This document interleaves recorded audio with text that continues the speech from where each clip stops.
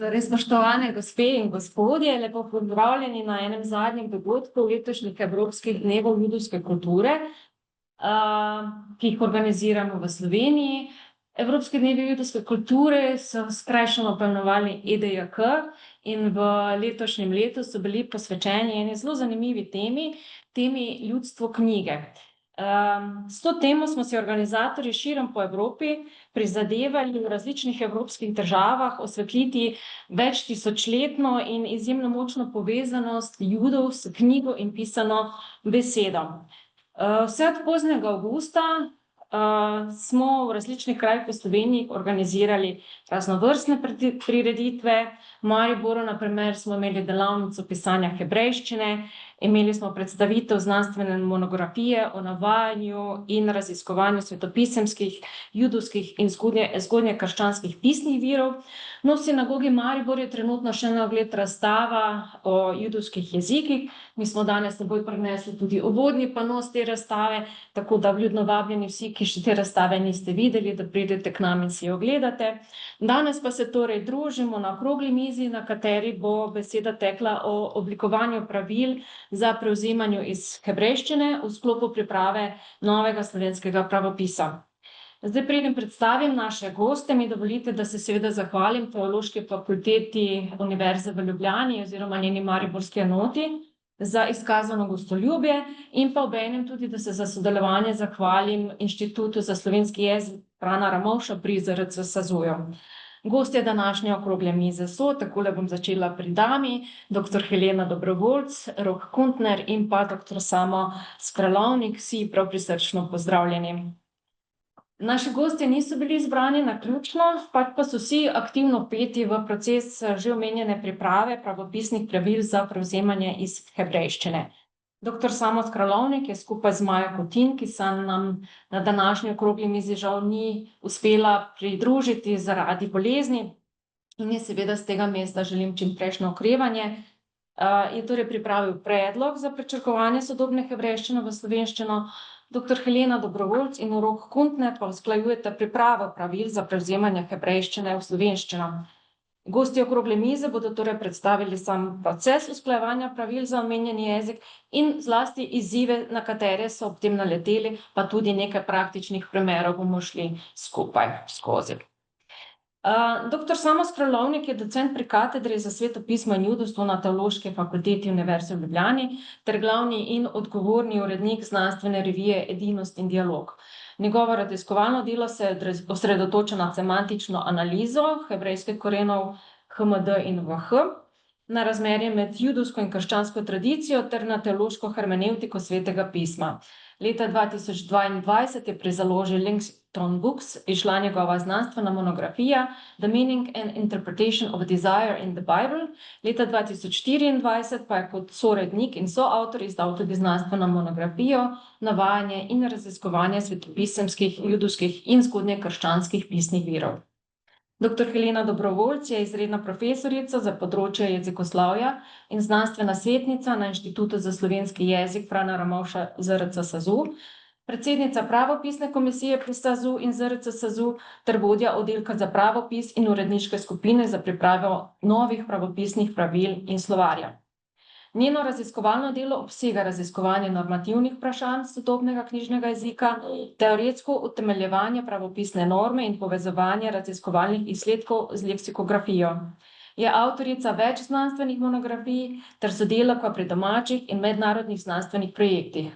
Kot moderatorka jezikovne svetovalnice od leta 2012 sodeluje v razpravah o aktualnih jezikovnih vprašanjih ter dialogu z javnostjo, kot članica Komisije za standardizacijo zemljepisnih imen Vlade Republike Slovenije, pa pri odločitvah glede zemljepisnih imen v sodobni rabi. Poleg raziskovalnega dela predava na Fakulteti za humanistiko Univerze v Novi Gorici in podiplomski šoli ZRC. Rok Kuntner je pa doktorski študent na katedri za indoevropsko primerjalno jezikoslovje Univerze v Würzburgu, kjer se v okviru doktorske disertacije posveča klasično armenski prevodni književnosti. Raziskuje tudi na področjih starogrške in starocerkvenoslovanske filologije in jezikoslovja ter zgodovine jezikoslovja. Od maja 2025 je asistent na Inštitutu za slovenski jezik Frana Ramovša ZRC SAZU, kjer sodeluje pri pripravi pravil za prevzemanje iz tujih jezikov v okviru priprave novega pravopisa. V študijskem letu 2025-2026 na oddelku za primerjalno in splošno jezikoslovje Filozofske fakultete Univerze v Ljubljani vodi tudi vaje pri predmetih pregled indoevropskih jezikov in historična fonetika indoevropskih jezikov. Tako, pa bi začeli kar z prvim vprašanjem. Doktor Skralovnik, vi se pri vašem strokovnem znanstveno-raziskovalnem delu vsakodnevno srečujete zlasti s svetopisemsko hebrejščino, v prostem času pa se intimno posvečate tudi učenju sodobne hebrejščine, pa mogoče nam za začetek povejte, kakšne so sploh neke osnove hebrejščine in kje so tiste bistvene razlike med biblijsko, torej svetopisemsko in med sodobno hebrejščino. Ok, hvala lepa za predstavitev, hvala lepa za besedo, hvala lepa poslušalcem. Se vsi tukaj prisotni zavedamo, da je tema relativno zelo specifična oziroma naslavlja, bi rekli, relativno majhen krog, tako da smo veseli vsakega, ki ga to pritegne in torej vas, ki ste tukaj. Jaz sem za predstavitev tega odnosa, recimo med to moderno hebrejščino, ki se danes govori kot aktivni jezik, ne vem koliko zdaj, 20 milijonov, 10 v Izraelu, Judov, in primerjavo z svetopisemsko hebrejščino sem vam dal par podatkov, lahko spremljate v ozadju na tej pametni tabli. Torej, izraz za sodobno hebrejščino, imate tudi zapisano, pričrkovano, je ivrit. Gre za jezik, čigar korenine segajo nekje, lahko rečemo, drugo tisočletje pred Kristusa. Jasno, da je v tem obdobju, dolgem obdobju jezik bil podvržen različnim faktorjem, da se je spreminjal, zato tudi pravzaprav, če bi šli v detajle v razvoj, bi lahko o tem zelo dolgo govorili, že pred hebrejsko obliko paleohebrejščine in tako naprej, ampak v glavnem recimo lahko, kot vidite, razdelimo hebrejščino, tako se reče tudi klasično ali biblično, svetopisemsko hebrejščino ali starohebrejsko pisavo. To je jezik, ki ga najdemo zapisanega v Svetem pismu. Večina Svetega pisma, kot ga poznamo, torej večina Stare zaveze je v tem jeziku, plus še nekaj aramejščine in grščine, kot vemo. Potem imamo posebno obdobje ali obliko, ki rečemo rabinsko, po rabinskem judovstvu, pač po letu 70, ko se zgodi tisti veliki rez, saj za Jude, a ne govorimo o uničenju templja, drugem uničenju templja leta 70. To ne vpliva samo na obliko judovstva, vpliva tudi na obliko izražanja, med drugim, in zapisi v tistem času pred tem in potem se nekako skoncentrirajo v Mišni, kasneje v razširitvi v Talmudu, in se to ustvarja in tudi čist lasten ekosistem, lasten na nek način jezik oziroma jezik, ki ni več čisto biblični, ampak že ima drugačne primesi. Potem imamo tukaj srednjeveško, recimo hebrejščino, ki se zelo naslanja na jezike, v kateri, se pravi na okolje, ali pa na jezike okolij, v kateri so Judje živeli. Vemo namreč, da Judje, ena značilnost Judov vseh časov je, da nikoli niso vsi Judje živeli v istem področju, se pravi svoji matični domovini, kakorkoli že danes poimenujemo, v izogib tem geopolitičnim debatam, lahko rečem obljubljena dežela, Kanaan, kakorkoli. Se pravi, da so živeli v različnih okoljih in to je vplivalo tudi na njihovo razmišljanje, na koncu dneva tudi na njihov jezik. Recimo zelo znani je, ne vem, jidiš, ki je neka oblika hebrejščine močno povezana z nemščino, ali pa ladino z španščino, portugalščino, skratka, nastanejo take zmesi jezikov. In seveda potem še čisto en pravzaprav nov projekt, moderna hebrejščina, sodobna hebrejščina, ki se danes govori in je na nek način, če bi rekel v navednicah, obujen jezik. Se pravi jezik, ki je bil na nek način mrtev v tem smislu, da se ni več aktivno uporabljal v vsakdanjem sporazumevanju, v vsakdanji komunikaciji. Sicer je ostal aktiven v tem smislu, da je ostal jezik liturgije, da je ostal jezik strokovnih razprav, sploh znotraj judovstva, ali pa izrecno znotraj judovstva, Ni pa bil več torej vsakdanje govorjen, uporabljen jezik in v kontekstu sionističnega gibanja, se pravi iskanje ideje in prostora za državo Izrael, za narodno domovino Judov, se seveda pojavi tudi en zelo velik problem. In sicer, če okvirno poznamo zgodovinske okoliščine, recimo okrog leta 1948 ali pa malo predtem, se iz vsega sveta v Izrael zgrinjajo množice Judov, ki so bili seveda različnih nacionalnih izvorov, okvirov, od Nemčije, Poljske, pravzaprav povsod. In ko se ta množica znajde skupaj, imajo en kar velik problem, in to je, kako se bodo sporazumevali. Nekateri razumejo francosko, eni rusko, eni angleško.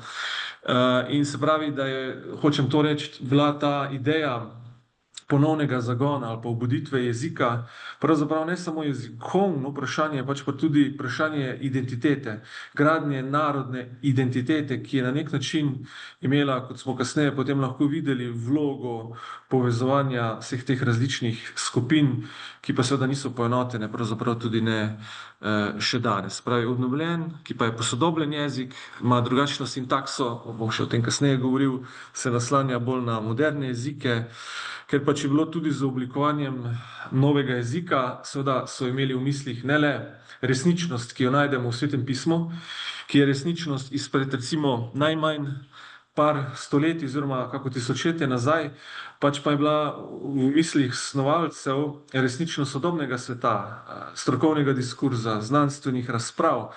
In samo nekje sem navedel podatek, zdaj mogoče na drugem slajdu, ampak recimo za primerjavo, v Svetem pismu Stare zaveze imamo zelo malo besednega zaklada. Vsega skupaj, grobo rečeno, okrog 8000 različnih besed Stare zaveze. Od tega je polovica osebnih in zemljepisnih lastnih imen, se pravi, komi okrog 4000 različnih besed. Recimo, sodobna slovenščina, zdaj ne vem, nimam zadnjega podatka, ampak menda odkar slovenščina obstaja, da imamo menda okrog 500 000 različnih besed. Ne vem, je to. Morda sem zgrešil, ampak bistveno več. Se pravi, da so bili pač pred to težavo, da so morali mnogo novih besed vpeljati v jezik, ki jih prej ni poznal. Ena ključnih osebnosti tega procesa, samo na kratko, ne bom o tem veliko, Eliezer ben Jehuda, oče moderne hebrejščine. On je na nek način bil zadolžen s to, ali pa saj oče te naloge, ni bil edini, pa ne zadnji, ki se je ukvarjal torej s tem, da bi na novo postavil jezik, ki bi bil uporaben v sodobnem znanstvenem okolju. In kot recimo zanimivost, prvi, ki je dejansko govoril ali pa testiral moderno hebrejščino, je bil njegov otrok oziroma njegova družina. Tako da so to čisto tako, bi rekel, v vsakdanjih pogovorih testirali s svojim sinom in izkazalo se je, da je sin dejansko lahko s očetom komuniciral v tem jeziku in je bil tako dobesedno en čist prvi poskusni zajček.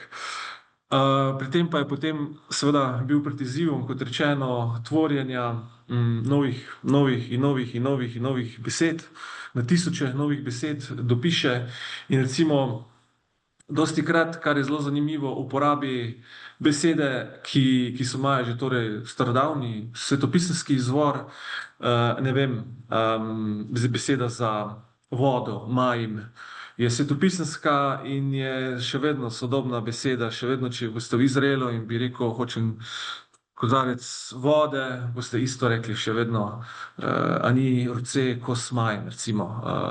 Ali pa vino, jajn, ista zgodba, še vedno ista beseda, ni razloga, da bi jo spreminjali.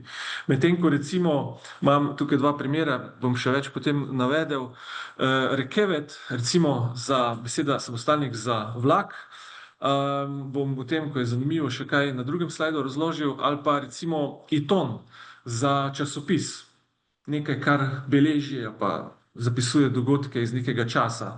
Recimo, zelo zanimiva povezava, namreč v itonu, tukaj je sicer i, ampak je torej ajn in tau, et, kar pomeni čas, trenutek. In recimo vzame to besedo, to osnovo in iz nje potem izpeljuje pač besede, ki so na nek način povezane s to resničnostjo. Ja. No, recimo, tale torej prej omenjena beseda rekevet, kar pomeni, kot rečeno, vlak, koren, rož, kaf, bet. V Svetem pismu se kar pogosto uporablja. Kot vidite, osnovni pomen je jahati, biti na vozu ali potovati z nekim vozilom, pač ne v sodobnem smislu. Čeprav za oklepaj resnici svetopisemska kultura se nikoli ni zelo, kako bi rekel, prišla na neko intimno raven z jahanjem, s konji, kar je po svoje zanimivo, no. Ta kultura konjev, pa tudi raba vojske, recimo pride zelo pozno, šele s Salomonom, ki se zgleduje po okoliških pač zgledih, ampak kakorkoli, no. Vzame ta koren, tudi imamo recimo že svetopisemsko glagol lirkov, jahati. In recimo iz tega potem, ko hočejo izpeljati že v svetopisemskih časih recimo vozilo, nek predmet, na katerem se lahko peljem, jaham, tehnično ne, ker me vleče pač konj, izpelje recimo, kot vidite, merkava, kar pomeni bojni voz. Morda smo poslišali tudi za to besedo, spet kot beseda se ohrani tudi recimo v moderni hebrejščini, ampak ima bolj ozko, specifičen, v tem primeru vojaški pomen, ker je to danes tako, kdor se ne s tem ukvarja, verjetno sliši za merkava, tank, bojno vozilo v izraelski vojski, ki je izjemno pač znano, bom rekel, na svojem področju zaradi različnih razlogov. Torej, iz tega potem vzamejo ta koren, po vzorcu, s katerim se tvori predmet ali naprava, ki se uporablja, pa torej dodajo rekevet in dobimo torej sodobno vozilo, ki ga več ne vleče konj, pač pa je to recimo potem izraz za vlak. Skratka, opirajo se na te iste starodavne korene, jih potem izpeljujejo oziroma uporabljajo pač za sodobne kontekste, ki jih svetopisemsko svet še ne predvidi. Potem recimo zelo zanimiva je tudi ta pot, tukaj imam za elektriko, hašmal, ki je v resnici svetopisemska beseda, pojavi se, bom prebral, v Ezekielu 1:4. Ezekiel je poln, pa ne samo Ezekiel, takih skrivnostnih videnj, ki si jih zelo težko dejansko natančno predstavljamo. To je en vidik tega, ali pa en del. Pravi, videl sem, glej, nevihtni veter je prihajal s severa, velik oblak in plapujoč ogenj in okrog njega sijaj, iz njegove srede nekakšno iskrenje, iz srede ognja. Zdaj, v tem našem pač prevodu je to iskrenje in to je ta beseda, ki so jo potem vzeli. Dejansko vemo, vsi imamo kakšno izkušnjo, včasih že z pritiskom na stikalo, če pa smo bolj pogumni, pa gremo kaj šraufat, pa hitro kaj se iskri, sploh če se ne poznamo na področje. In recimo vzame to besedo iz dejansko preroškega konteksta za oznako sodobnega pojava elektrike. Recimo zanimivo je tudi računalnik mahšev, iz korena hšv, hašav, kar pomeni misliti, pa ne samo misliti, tudi naklepati, recimo v svetopisenskem. Tukaj pač bolj potem postane računalniški pojem računati in podobno in zato kasneje tudi označuje torej naše naprave, računalnike. Cel kup besed so pa preprosto povzeli kot tudi drugi, recimo mi, narodi. Imamo tukaj prevzete izraze, recimo gre samo za pričakovane, v bistvu tujke. Telefon, se pravi, vzamejo samo hebrejske črke in jih spremenijo, se pravi, vzamejo tuj izraz, tujo črko in jo prečrkujejo v svoj sistem, recimo nekaj primerov. Telefon, klasika, televizija, isto, internet, pa še marsikaj bi lahko dodali. Jezik kot tak, ali pa skladnja, sintaksa je veliko bolj sodobni hebrejščini podobna evropskim jezikom, še posebej recimo angleščini. Dostikrat boste tudi zaradi tega razloga opazili, da Izraelci izjemno dobro govorijo angleški jezik, ker je po neki notranji logiki dokaj podoben. ampak recimo en samo primer, kako se nekaj sliši v Svetem pismu in kako bi danes nekdo recimo to rekel na ulici. Imamo ena Mojzes, mislim, da je prvo poglavje, 3. vrstica, Bog je rekel, naj bo svetloba, Vajomer, torej rekel je Elohim, Bog, Jehi, bodi, or. Bodi svetloba. V moderni obliki bi pa verjetno rekli nekako tako, Amar, se pravi, rekel je, HL, Bog, še jih je, naj bo svetloba, or. Se pravi, se ta samostalniki bolj kot ne ostanejo recimo podobni, se pravi, Elohim ne uporablja več za Boga, rečejo El. Ostalo se pa glagolsko, pa še kaj dejansko precej spremeni. Mimogrede za oklepaj, na desni strani imate naslovnico Svetega pisma v moderni hebrejščini. Dejansko, vsaj po mojih izkušnjah, ali pa kakor sem poslušal kakega Juda, pravi, da z znanjem moderne hebrejščine razume vsaj smisel, ali pa tako nekje razume svetopisemsko hebrejščino. Se pravi, če odpre svetopismo, bere, bo večinoma razumel, čeprav mu bo morda kaj čudno, arhaično, ali pa kakšna beseda ne bo znana, bo iz konteksta razumel pomen. Vseeno so se pa pred leti lotili enega zanimivega projekta, ko so starozavezno hebrejščino prevedli v moderno hebrejščino, v ivrit. In to je naslovnica te knjige, torej imamo napisano Tora, Neviim, Ketuvim, se pravi Tora, preroki, spisi, na desni ivrit, bet zmimeno, se pravi v ivritu njenega časa, v modernem času, torej v ivrit in v ivritu mikraot, se pravi svetopisemski, pač oboje je eno z drugim. To je ta podatek, ki sem ga prej iskal. V Svetem pismu smo rekli okrog 8 tisoč različnih besed, pa smo to dali na polovico. Sodobna hebrejščina, ocene so zelo različne, se gibajo, sem še včeraj preverjal, med 30 do 120 tisoč različnih besed. Okrog, torej, recimo, če zaokrožimo okrog 100 tisoč besed, kar pomeni, da so seveda ogromno morali dodati. Potem recimo še ena razlika je seveda ta, da večina jezikov pozna to logiko, ali pa skladenjski red, osebek, povedek, predmet. V Svetem pismu imamo pa to malo drugače, in ko so seveda pravzaprav govorci sodobnih jezikov prišli v Izrael in snovali nov jezik, so se ravnali po skladni ali pa skladenjskem redu teh svojih maternih na nek način jezikov. Tako da recimo primer, imamo tukaj dva primera. Diber Haiš el Moše, se pravi, dobesedno govoril je mož z Mojzesom, prevedli bi seveda lepše, mož je govoril z Mojzesom, ampak v moderni hebrejščini bi pa bilo seveda obrnjeno, bi bilo pa kdo. Haiš je govoril Diber el Moše.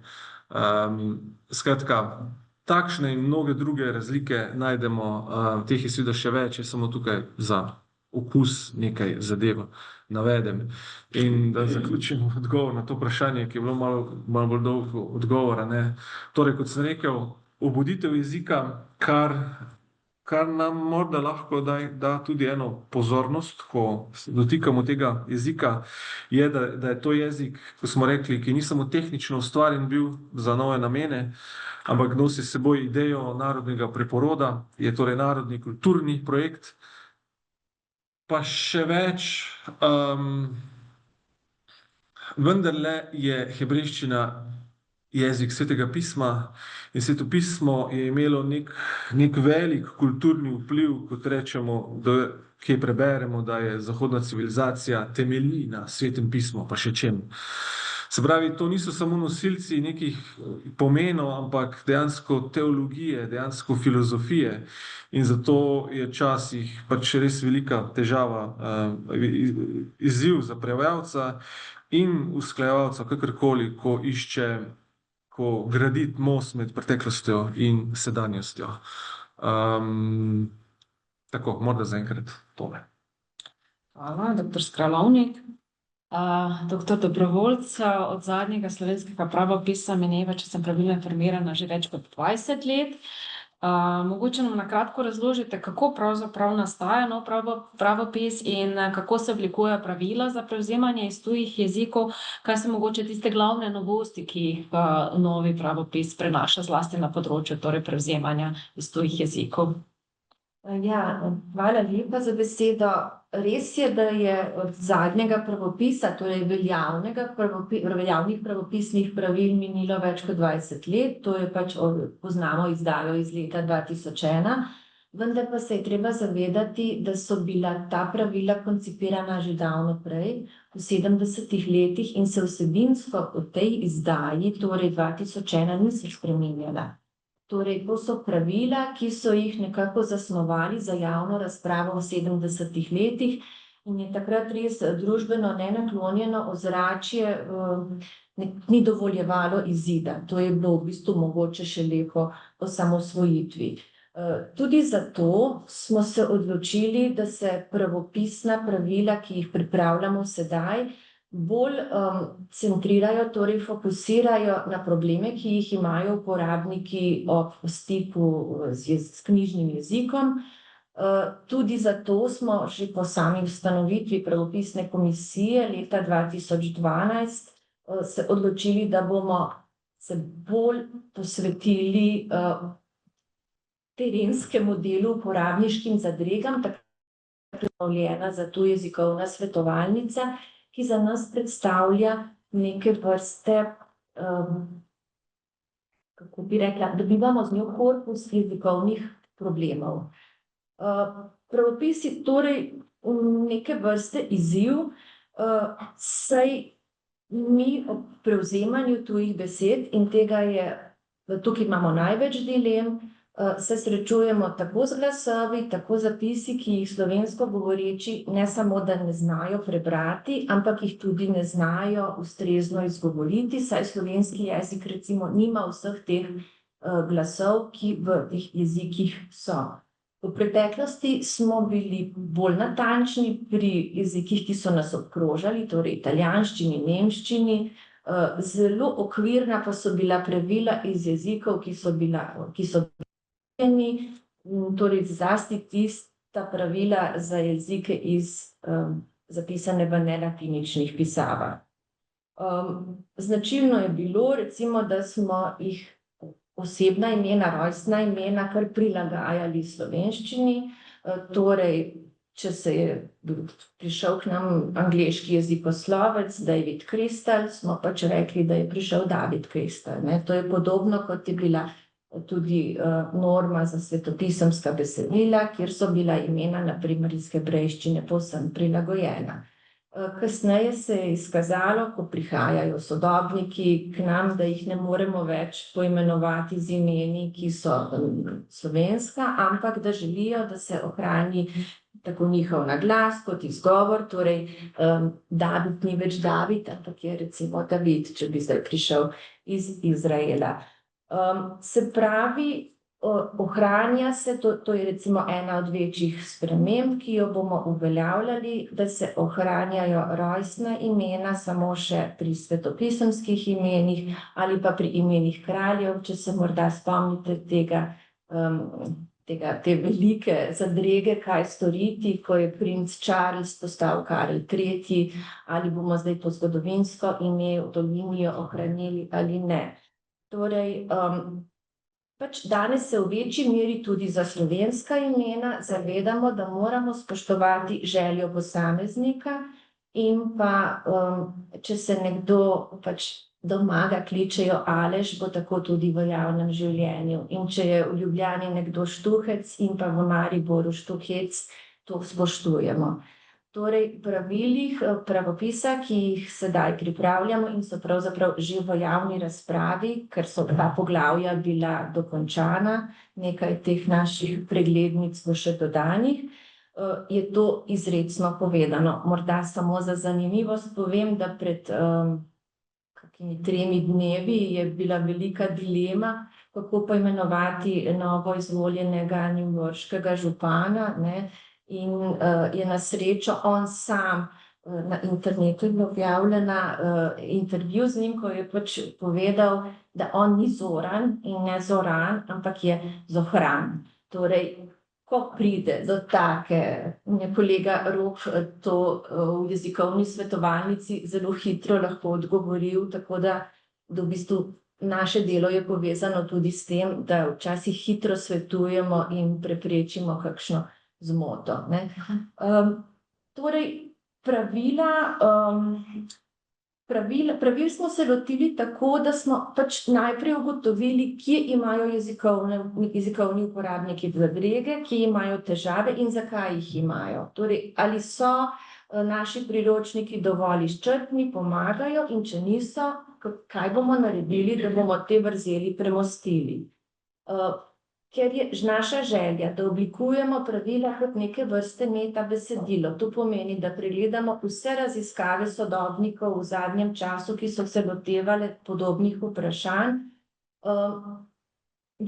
imamo pri nekaterih jezikih res težave, ker je o tem zelo malo napisanega. Tako da smo veseli, da imamo recimo strokovnjake, kot je doktor Skralovnik, ki se ukvarjajo tudi z jezikovnimi zadregami, in seveda so potem je oblikovanje pravil, ki sledijo iz norm, ki so v strokah že razvite in so se oblikovale, precej lažje. Namreč tudi to je eno od načel sodobnega pravopisa, da upoštevamo strokovne dogovore, ki so se v okviru posameznih strok že oblikovali. In to ne velja samo za tuje jezike, tudi na primer za rabo kratic, za rabo pisnih znamenj je res nesmiselno, da bi bila pravila drugačna, kot so se oblikovala na primer pri matematiki.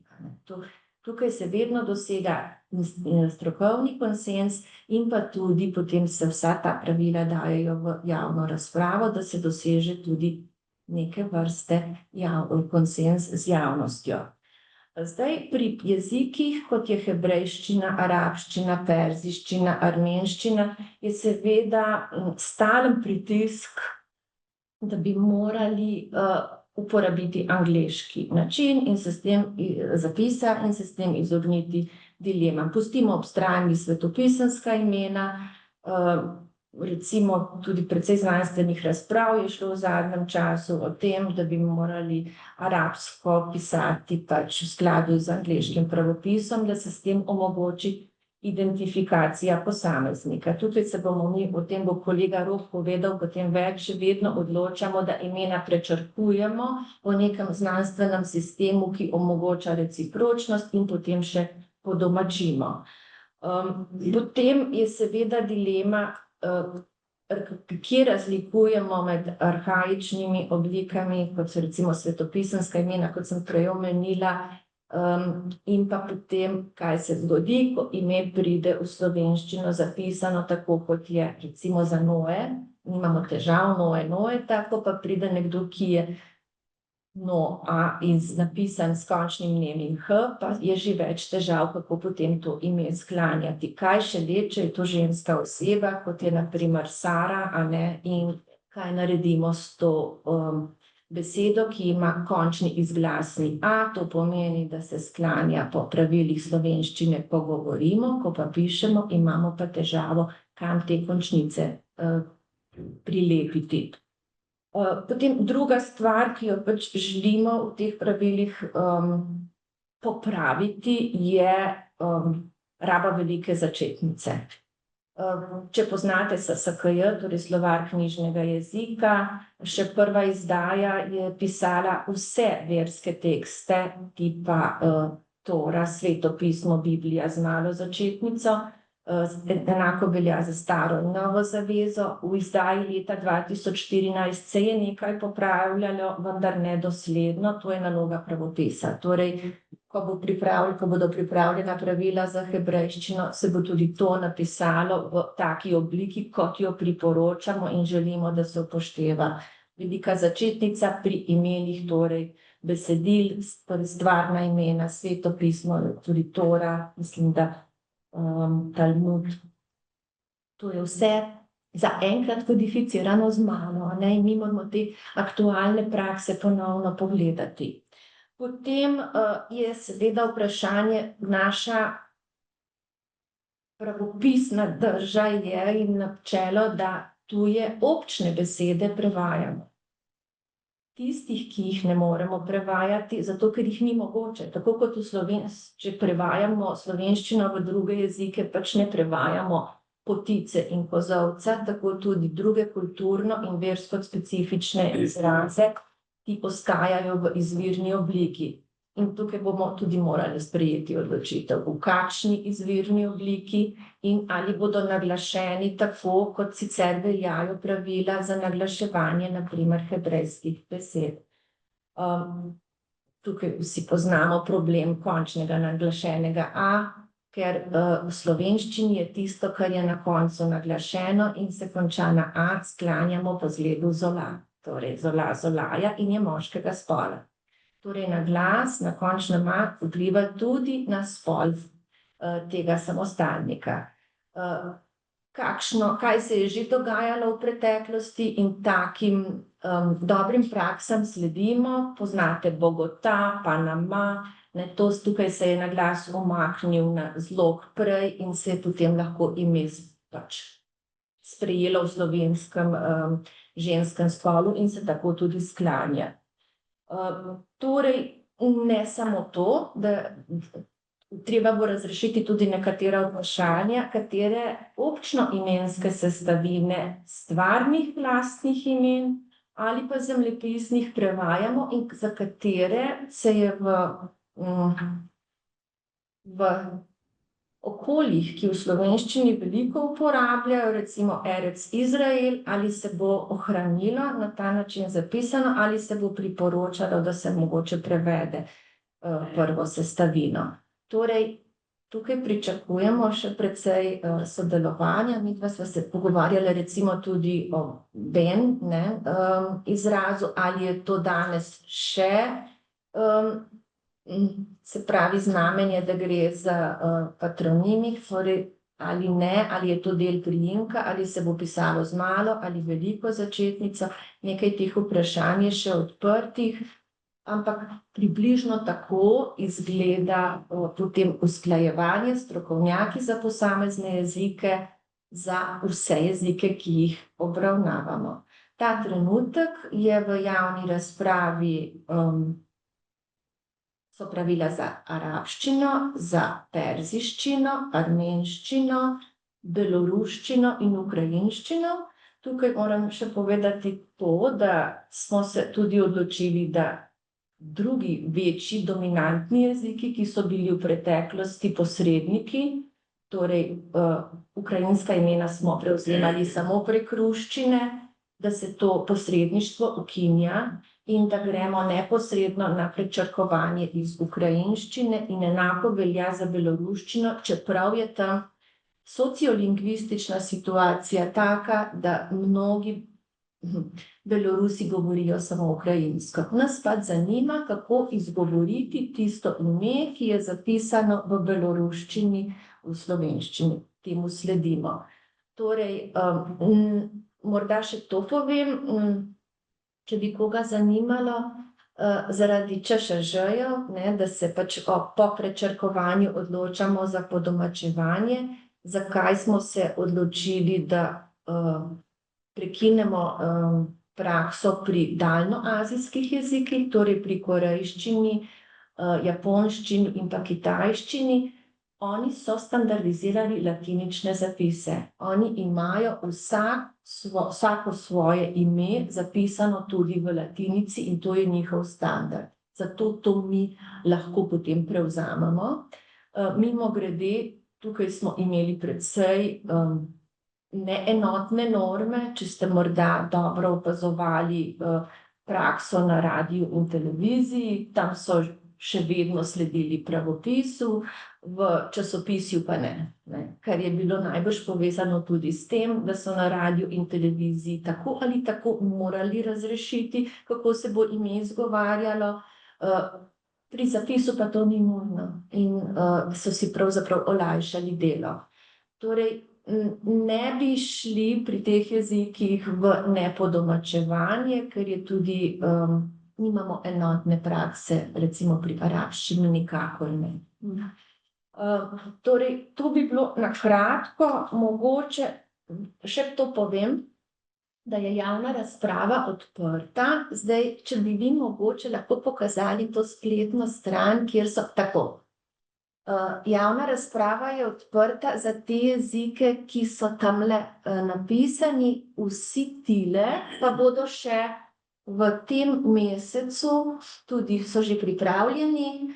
Mislim, da smo tudi pri hebrejščini že zelo blizu temu in takrat bi seveda povabili vse, da se sodeluje v spletni javni razpravi.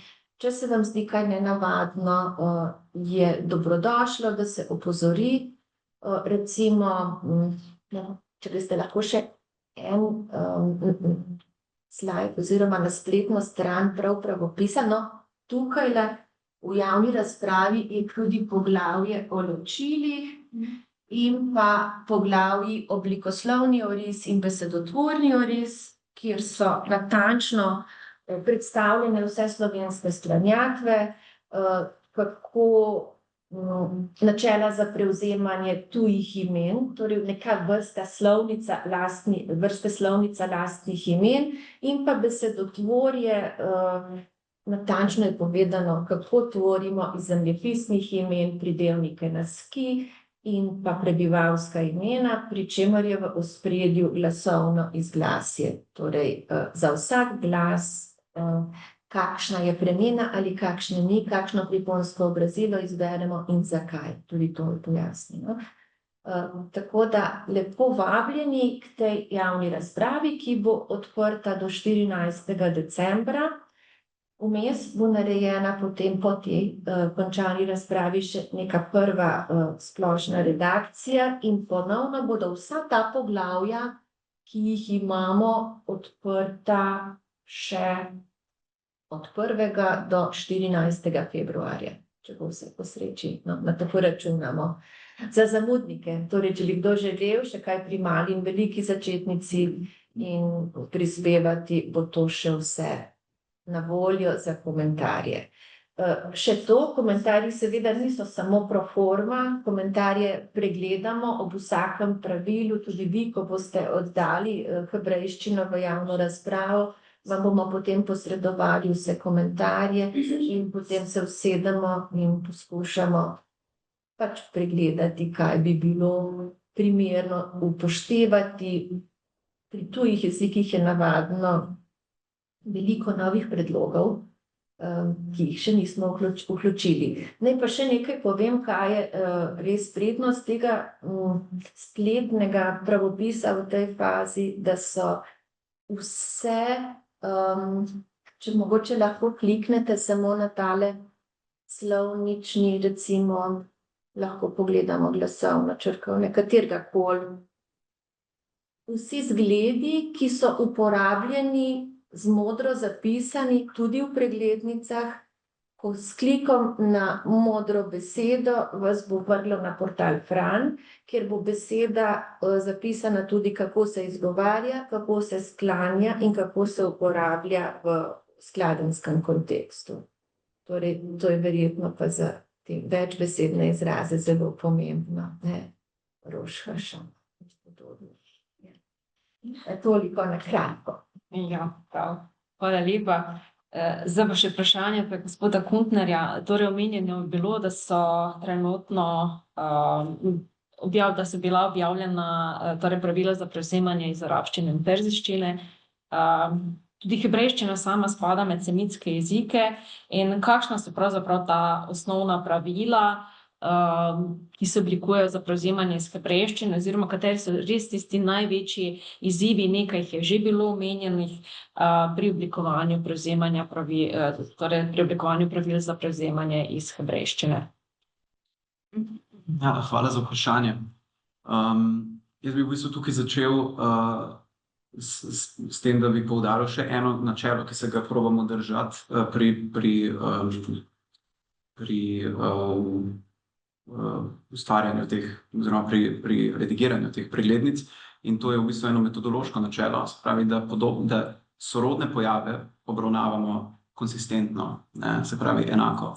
Torej, recimo, slovanski jeziki so si zelo podobni med seboj in pač enakovrstne pojave, istovrstne pojave obravnavamo enako v vseh slovanskih jezikih, ne.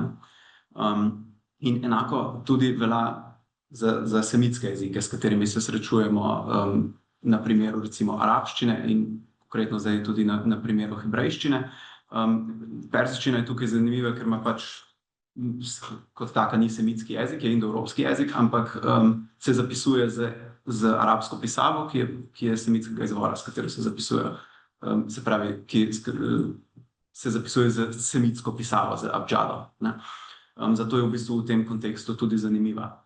No, in torej semitski jeziki so jezikovna družina, ne, ki izvirajo iz prajezika, ki ga imenujemo prasemitski jezik, in so si med seboj podobni, imajo podobne, imajo v bistvu nekaj istovrstnih značilnosti. Recimo zelo pomembna za tiste, ki poznate kakšen semitski jezik, je recimo, ne vem, pojav status constructus, ne, recimo v arabščini imamo konstrukcijo, ki se imenuje idafa, v hebrejščini smihut in tako naprej, ampak recimo konkretno ta primer ni tako zelo relevanten za kontekst prevzemanja v slovenščino. Recimo nekega uporabnika pravopisa ali pa recimo govorca slovenščine ne zanima nujno, ali recimo bet v bet še an, ali je to status constructus ali ne, bajt, bet. To je v bistvu tako jezikoslovno vprašanje v resnici. Skratka, ampak kaže na to, da so si semitski jeziki podobni in se podobno obnašajo na nivoju skladnje, predvsem pa tudi na nivoju oblikoslovja in ko govorimo o besedotvornih postopkih, recimo, ne, značilna je introfleksija in tako naprej. Ampak tudi to ni tako relevantno. Kaj pa je relevantno za prevzemanje iz semitskih jezikov v slovenščino? Recimo prva stvar, ki bi jo izpostavil, je, da se v bistvu ti semitski jeziki, konkretno zdaj govorimo o arabščini in hebrejščini, zapisujejo s sorodnimi pisavami. Ne, obe, tako arabska kot hebrejska pisava izvirata iz feničanske pisave, ki je tako imenovan abdžad, kar pomeni, da zapisuje samo konsonante, to je konsonantna pisava. Izvorno zapisuje konsonante in zapisovalne prakse, tradicija zapisovalnih praks je podobna v arabščini in v hebrejščini. In izvorno so seveda, torej to, kar je recimo pomembno v tem, iz tega vidika je, da torej posamezen znak zapisuje konsonant, ampak nekateri znaki pa lahko zapisujejo, imajo lahko tudi vokalno vrednost, ne. Tukaj imamo recimo alef, jod, vav in he, ne. Potem pa, in to je seveda treba prepoznavati, ne. In če ima eden od teh znakov, torej vokalno vrednost in ne konsonantne, ga transliteriramo oziroma prečrkujemo kot vokal. Potem imamo pa še to, na kar je treba biti pozoren, ko govorimo o semitskih pisavah, torej o abdžadih, je, da se je potem naknadno v tradiciji v večini teh pisav razvil tudi sistem vokalizacije teh besedil, ne. Torej, tukaj gre za ločevalna znamenja, ki jih obešamo na posamezno črko, ki zapisuje konsonant, in tudi ta ločevalna znamenja v bistvu po prečrkovalnih pravilih transliteriramo. No, in ta transliteracija, ki jo dobimo, in to velja tako za arabščino kot za hebrejščino, je v bistvu podlaga za našo podomačeno slovensko obliko besede. No, in tukaj bi mogoče omenil še to načelo, ki se ga držimo ne samo pri semitskih jezikih, ampak tudi pri vseh drugih jezikih, ki se ne zapisujejo z latiničnimi in ciriličnimi pisavami, je ta dvostopenjsko prevzemanje. Se pravi, prvi korak je transliteracija ali prečrkovanje. Prečrkovanje iz izvorne pisave v latinico po različnih sistemih prečrkovanja, ki pač veljajo za različne jezike in jih je ponavadi več, ampak mi se pač konsistentno se držimo enega. Pri hebrejščini konkretno Lambdinovega sistema. Drugi korak pa je podomačitev, ne? In se pravi, iz te prečrkovane oblike besede, na podlagi te prečrkovane oblike besede, potem besedo tudi podomačimo v slovensko latinico, prepišemo v slovensko latinico, ki jo imenujemo slovenica. No, in tukaj gre za, v bistvu, tukaj se arabščine in hebrejščine lotevamo na zelo podoben način, zato ker pač predstavljata podobne dileme. Potem je pa še druga stvar, ki se odpira, ko govorimo o semitskih jezikih, je glasoslovje. Tudi semitski jeziki so si zelo sorodni, tudi na področju glasoslovja imajo podobne glasove, ne? Izvorno, vsaj tukaj je pomembno, tukaj recimo eno pomembno vprašanje je, kako slovenimo ain in alef, ne? To sta dve črki, ki zapisujeta dva zelo značilno semitska glasova, ne? Ain zveneči žrelni pripornik, izvorno v arabščini se ga še vedno tako izgovarja, in alef, torej glotalni zapornik, oziroma grlni zapornik po slovensko. Ker te dva glasova recimo v arabščini nista podobna nobenemu slovenskemu glasu, ju ne moremo sloveniti s kakšnim drugim glasom, ampak jo preprosto opuščamo. In potem kaj se zgodi, če je na vsaki strani, se pravi levo in desno od tega glasu, se pojavljata dva vokala, ne? Se pravi dva soglasnika. Takrat dobimo v bistvu samoglasniške sklope, ne? Ki so za slovenščino precej nenaravni. Recimo arabski ma'an postane slovenski ma'an, ne? Z dvema ajema. In to je seveda, to ni tako trivialno, ne? Mi bi lahko rekli, ok, brez problema ohranjamo ma'an. Ampak to je za slovenščino, to ni neproblematično, kajti v slovenščini imamo samoglasniške sklope samo na morfemski meji, ne? Zaarati, recimo, ne? In je transparentna beseda, za in arati, ne? Izven teh primerov pa slovenščina takih sklopov v bistvu ne trpi, ne? Tako da tukaj, ko smo se odločili, da bomo ohranjali samoglasniške sklope in torej zev med njimi, je bilo to v bistvu kar predmet debate, ne? Kaj bomo točno s tem naredili. Zato, ker za enega, recimo, povprečnega uporabnika pravopisa, recimo za govorca slovenščine, brez znanj, brez poglobljenega znanja tujih jezikov, recimo ma'an zgleda isto kot hak. Ne? Dva aja. Ampak zadaj, za nekoga, ki se zaveda, kaj je zadaj, seveda to niti slučajno in tukaj ne gre za isti pojav. In je torej te dva primera treba obravnavati drugače. Ker hak izgovorimo hak, ne haak, recimo, ne? Ja. No, in za hebrejščino je, v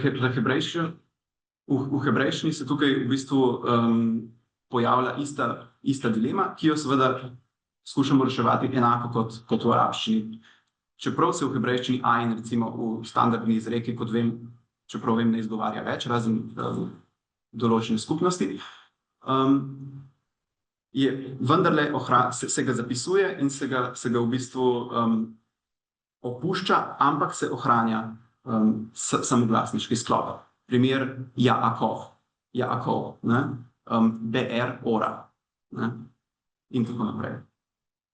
No, potem imamo recimo še druge tipično, spravi laično rečeno, tipično semitske glasove, ne? Recimo vse variante h-jev in g-jev, ki jih pač slovenščina ne pozna. V teh primerih tudi v bistvu se ravnamo po istem načelu, torej da enako obravnavamo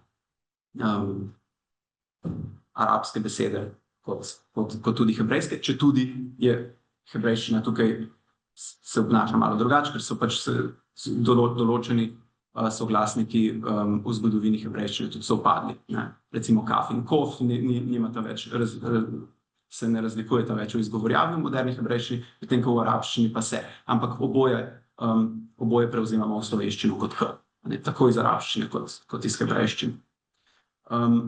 Ja, to bi bila recimo dva taka primera dilem, ki jih skušamo reševati uglašeno, se pravi, ko se ukvarjamo s hebrejščino in ko se ukvarjamo z arabščino, ker pač gre za sorodne jezika. To tudi zaenkrat. Ja, hvala lepa tudi gospodu Kuntnerju. Jaz predlagam, da mogoče pridemo kar na nekaj praktičnih primerov, vse vmes so že ti primeri tudi bili obravnavani, ampak mogoče toliko, da si osvežimo naš spomin ali pa da se nam nekatere stvari še bolj usedejo v srce. Namreč izhajam mogoče samo, če bi dali te primere še na prosojnico. Tisti, ko si poslali. Ja, namreč jaz sama sem se pri svojem delu že velikokrat srečevala z raznimi dilemami, predvsem zato, ker sama hebrejsko ne znam brati in potem moram posegati po kakšnih angleških besedilih, ki jih prevajam recimo v slovenščino.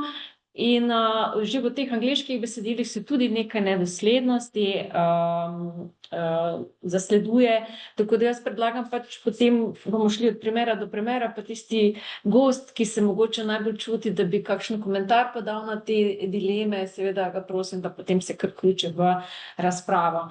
Ne, že v bistvu prvi taki izrazi, ki so mene že od nekdaj begali, ne, izraza bet, pa potem ketubim, ne, to so nedoslednosti, kot rečeno, ki se pojavljajo v angleških besedilih, tudi v bistvu hebrejskih avtorjev, ne, torej avtorjev, ki so izvorno, torej izvirajo iz hebrejščine, ampak potem pišejo neke besedila v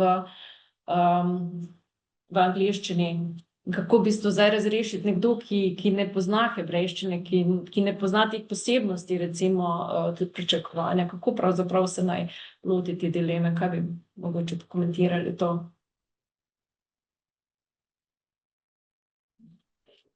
Pri prvem smo? Pri prvih dveh, ja. Sej vse seveda ne bo šlo, ampak nekaj primerov lahko. Zdaj, zelo ključnega pomena za moje pojme seveda, da vidimo se pravi, v tem primeru hebrejsko besedo, izvirnik, ne, ker takole recimo zdaj recimo lahko recimo mu rečemo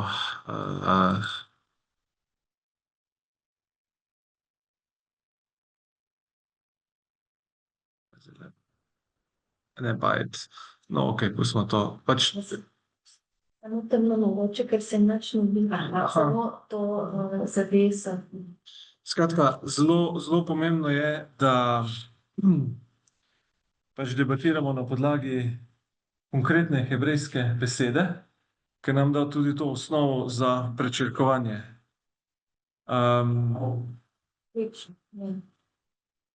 Okay, hvala.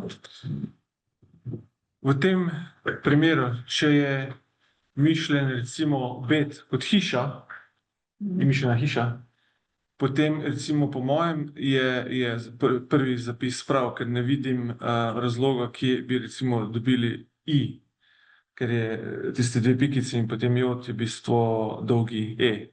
Recimo na tak način pa tudi recimo sledimo eni praksi,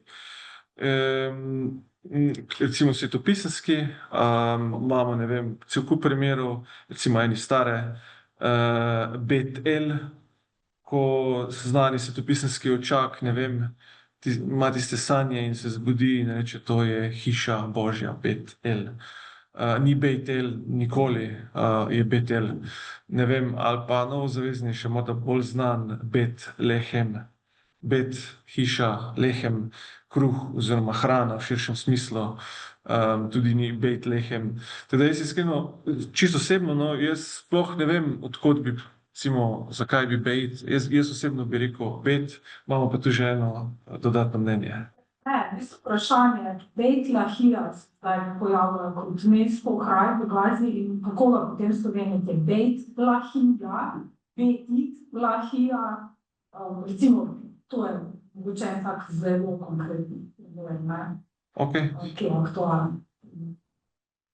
Bom gremo najprej ta krog, potem pa še na to.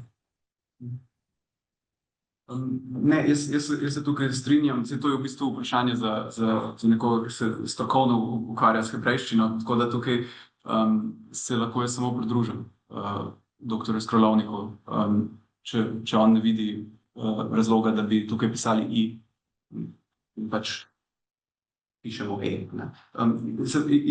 Izvor tega i je pa seveda zato, ker je tam jod, ki pač zapisuje e. Ne. Zdaj, naše načelo pač temeljno je, da se vrnemo k tistemu jeziku, v katerem je ime zapisano, ne da ne prevzemamo prek posrednikov. In zato je namen teh preglednic, ki jih pripravljamo, da najdemo čim več aktualnih korenov, recimo, da bi bil ta zgled torej vključen tudi v preglednico, ker potem delamo po analogiji, ne, na ta način. Tako da samo to lahko jaz rečem kot nepoznavalka, da je angleščina problem, zato ker je neenotna. In zato se mi ta način, da ste vi izbrali ta Lambdinov prečrkovalni sistem, torej se vračamo k temu in to je torej tista naša latinica, ki jo potem v slovenščino prenaša. To se mi zdi še najbolje, da se tega držimo. Tukaj imamo zdaj primer, recimo zapis Betel, ne? In se zelo lepo vidi, imamo bet, jod, tav in pač ja, različni sistemi prečrkovanja so in eni bojo ta jod med betom in tav pač prečrkovali ali epsilon ali i ali enkrat eno, enkrat drugo, odvisno. In mislim, da od tukaj pride ta možnost v angleščini za i, po mojem. Ampak dejansko sta ti dve pikici pod betom skupaj z jodom dolgi e. Se pravi, pod betom sam za sebe ni ta srednja dolžina e, ampak potegne zraven jod in skupaj konsonant in samoglasnik tvorita dolgi e. Zato recimo, jaz osebno recimo tu ne bi šel v i, ampak v čist bet, ker se sklada in s tradicijo in v bistvu tem Lambdinovim sistemom prečrkovanja, recimo. In isto bi zdaj tudi recimo za vaš primer predlagal, s tem, da je pa zdaj spet malo, kot je bilo prej nakazano, malo zavisi od tega, kje točno se to pojavi, že recimo Izrael, ali je to Gaza, ali je to Zahodni breg, ker smo rekli, da se tudi na nek način upošteva to, kaj oni tam rečejo. Tu včasih naletimo na vse prej kot jezikovno vprašanje. Ne. Recimo, če imamo mi zadnji zgodovino neko palestinsko vas, ki jo je morda v nekem trenutku nekdo drug izbrisal in se potem tudi z imenom trudijo pokazati, da je tam nekaj obstajalo, da je tam. Skratka, v ozadju je lahko še marsikaj drugega in se mi zdi, da je tudi to vredno preveriti, bi rekel, na terenu, kaj oni morda s tem ijom želijo izraziti. In če je to njihova volja, kot smo prej slišali, recimo, bi na nek način, ampak mislim, da vsega tega ne moramo lokalno preverjati, bi lahko upoštevali, če bi bilo več kot samo čisto tehnično imamo izraz, pa ga preko tabele prečrkujemo v naš sistem. Teda za vaš primer konkretno vam čisto točno ne bi znal odgovoriti, bi dejansko moral tudi malo okolje pa teren pogledati. Še nekaj je treba upoštevati, ne? Če mi zdaj pregledamo, kako Angleži to zapisujejo. Oni to zapisujejo tako, da recimo ta EI izgovarjajo E. Torej, to je njihovemu izgovoru prilagojen Leicester, ne? Torej, prilagojen zapis. In mi potem delamo napako, če potem vzamemo angleško zapisano, pa po slovensko beremo.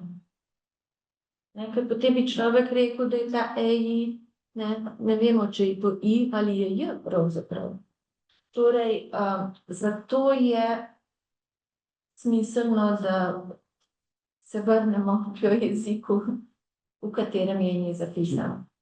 Je pa to seveda v eni fazi težje, zato bomo poskrbeli, da bo veliko imen, zlasti teh, ki so aktualna, zdaj napisani, ker se s tem bomo mi tudi nekaj naučili, a ne, in dali malo več uporabnikom nekih vzorcev.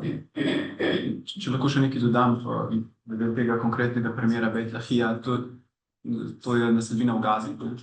In tukaj je posredi tudi arabščina. In za arabščino ne veljajo nujno ista pravila kot za hebrejščino. Tukaj bi mogoče rabili še enega arabista zraven, da bi pojasnil, kako se to v arabščini izgovarja, da bi potem vedeli, kako je to ustrezno slovenito. Ja. Pa arabsko, potem latinsko. Tako da tukaj sta v bistvu dva semitska jezika, ki morda se v arabščini tam i sliši, jaz tega se ne bi upal zdaj trditi, ne znam zadosti. No, mi trenutno zapisujemo DJT, Beit Lahija. Ita, To Azijajo. No, evo, imamo zdaj tu že tretje, ja, različice. Saj ravno, da imamo povedal. ja, ne kot kritika, ampak kot dejstvo, ne. Se pravi, no, predlog, se pravi, ko mi pogledamo zapis, to sem zdajle tu odprl, vidite, pač semitski jezik, tudi hebrejščina pozna recimo različne dolžine e-ja, ki jih mi sicer tudi tehnično poznamo, dejansko pa zelo redko uporabljamo, pa še to ne znamo, sploh če kakega Štajerca, ki druge slišite za dober večer in podobne zadeve. Ampak pustimo to, recimo to, ko sem zdaj označil, je ta konkreten primer, ne. Spodaj imate čisto 3 pikice, na krajši e, po 2 pikici, sami zase, srednja dolžina e-ja, in pa 2 pikici plus jod, tam čisto levo. In to so vsi različne dolžine, ki pa, kot vidite, jih mi prečrkujemo po domačeni zapis vse v, bi rekel, po domače običen e. Tako da po tej bi jaz sam, bo kot rečeno, so tu nivoji, različni nivoji in bi bil sam zelo pozoren, pač, ker že leta spremljam situacijo doli, kaj se pač tam dogaja in so tudi v imenih, pa tudi v sodobnem kontekstu slovenskem vemo, da z nekim poimenovanjem lahko pač sporočamo veliko več, kot pa samo neki pravopisna pravila in podobno. Tako da.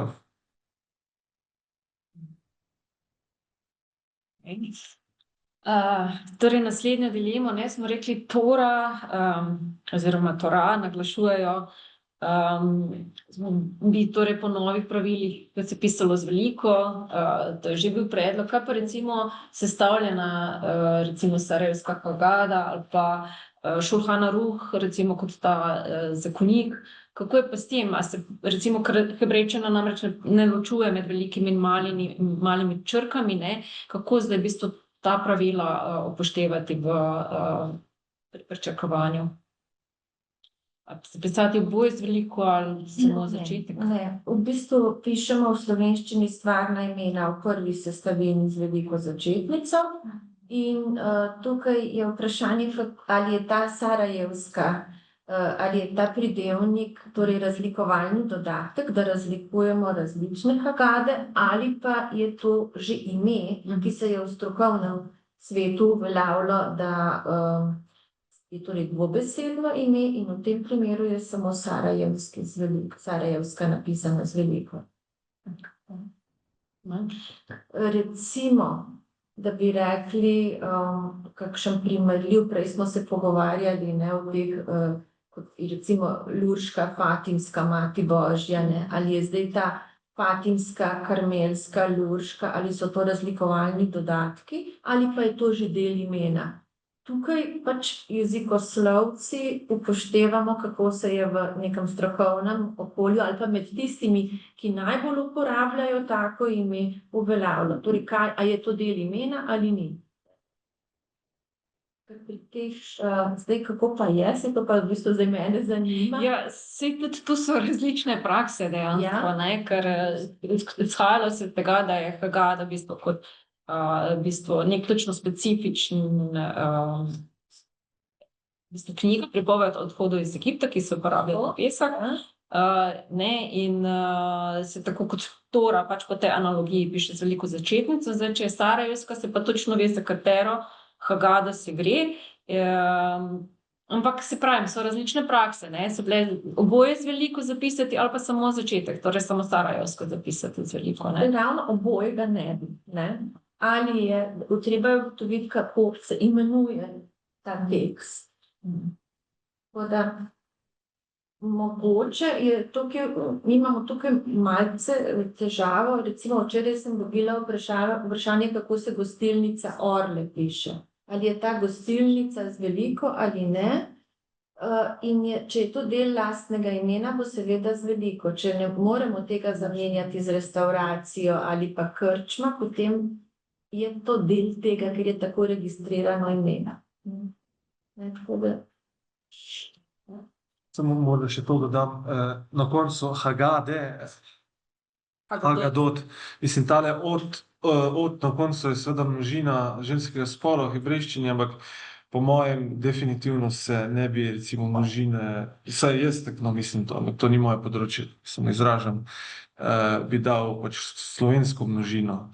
Pa tudi sam pojem Hagada oziroma Hagada je v bistvu samostalnik, ki pomeni legenda, pripoved, poučna pripoved in podobno, ki ni na isti ravni kot recimo Tora. To je vendarle malo drugače in recimo jaz sem to, bi zelo podprl to, kar je ravno kar bilo povedano. Tako vsebinskega se mi zdi veliko. Se pravi, lahko na Hagado gledamo kot en tip besedila, Ja, ne? ja. Kot bi recimo rekli misal, ne? Ja. Tako. Ja. Se pravi, v tem primeru potem ne bi pisal z veliko, ne? Če je pa to kot naslov dela, je pa drugo je pa drugo, ne? Ja. V bistvu to dilemo je treba rešiti, ne? Potem se v bistvu pravopis... Brižinski spomenik, Sam reči. recimo, ne? Brižinski spomeniki. Spomenik z malo dozvolite. Potem pa smo nekaj že tudi omenjali o zapisovanju zlasti polglasnikov, ne. Tukaj recimo sem že naletela na primere, ko se šema ne zapiše kot z e-jem, včasih ta e pusti oziroma se doda apostrof. Kako bi pa recimo to lahko v prihodnje razrešili?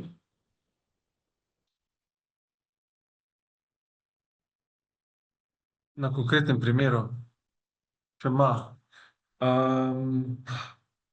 Se pravi, zdaj so tu spet bi tako prej rekel, pač pred seboj moramo imeti konkretno hebrejsko besedo, videti lego tega polglasnika, tega dvopičja, ki označuje hebrejski besedi, in potem glede na to videti, kdaj je pač zveneč, kdaj se izgovori, kdaj je nem, kdaj se ne izgovori. Mislim, ker je zelo odvisno, recimo, če je na začetku besede, če je na sredini, če nam pomaga, da določene sklope besed pa nekaj, da se bolj naravno preberejo. Recimo, bom tukaj odprl tole, ko smo že pisali o tem, če želite, me lahko pa vmes še tudi kolega dopolnite samo.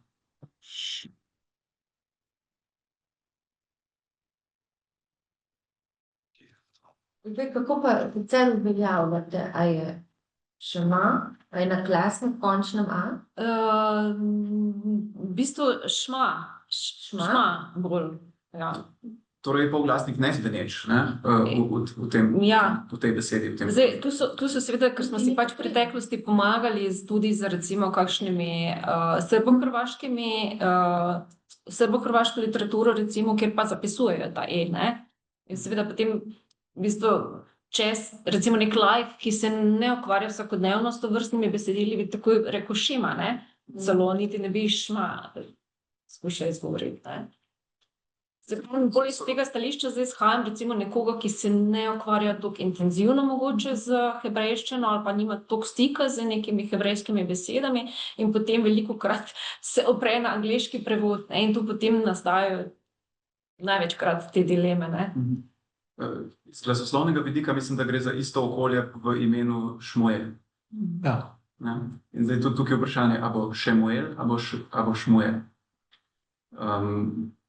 In čeprav vem, je v tem položaju tudi nezveneč polglasnik, torej bi se jaz odločil za opuščanje, oziroma sploh, da je šm, ne? Pri Šmuelu in Ti ni pri potrebno. pri Šmaju. Šma. Ja. Zvočnost gre od A-ja, ampak potem je A naglašen in potem ni ženskega spola. Potem ne more Ja. biti In je ženskega šma spola. šmaja. A to vam je sprejemljivo v vaših besedilih? Se poskušamo tega izogniti tako. Ja, se to, ne? Ja. Ja. Kaj pa, ko uporabite pred to besedo pridevnik, a je ta pridevnik v ženskem ali moškem spolu? Dobro vprašanje. Ja. Ker to je tisto, Ja. ko mi ugotavljamo, ne, kakšen ima potem spol samostalnik.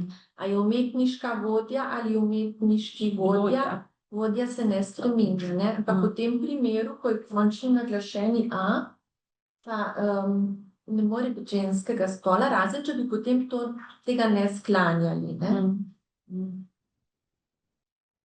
In gre po tretji sklanjatvi, torej je... Ni pa absolutno to, kar sem tudi videla, že pa v slovenskih besedilih, da včasih te apostrofe uporabljajo. Tudi kasneje, recimo, ko imam primer tale ZE, ne, ime, lastno ime z dvema E-jema, ne, da se tudi recimo postavlja apostrof celo med oba E-ja, ne, kako... To ni Ja, potrebno, ne? Mislim, tukaj sta dva različna pojava, ne.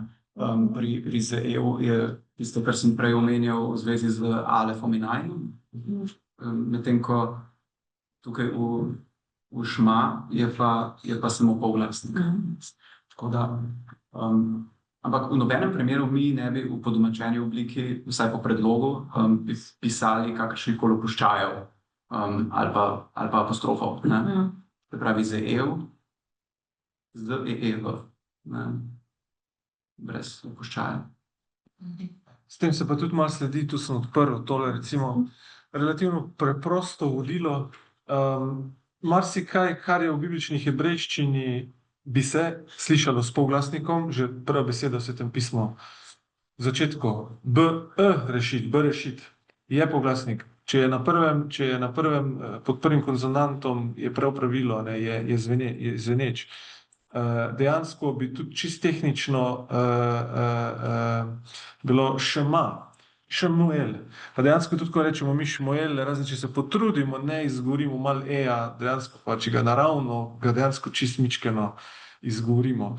Ampak recimo tu pa moramo biti to pozorni, kar piše tu v drugem stavku, v sodobni hebrejščini pa se šva v nekaterih položajih besedi izgovarja, večino pa je nema in se tudi v pričakovani obliki opušča. Se pravi, se mi zdi, da je zelo pomembno, kakšno ozadje, torej iz katerega ozadja tukaj izhajamo, pa komu je tudi namenjeno to našo pričakovanje. Vsekakor v moderni hebrejščini polglasnikov skorda več ni. Gre v to smer poenostavljanja. In z polglasniki pač je problem in z izgovarjavo in z zapisom, tako da recimo tukaj je pač navedeno eno tako vodilo, pravilo, ki lahko se mi zdi, da relativno enostavno pomaga, pogledamo, kje se nahaja, pred katerimi konsonanti in nam to pove, ali je torej zveneč ali nezveneč polglasnik.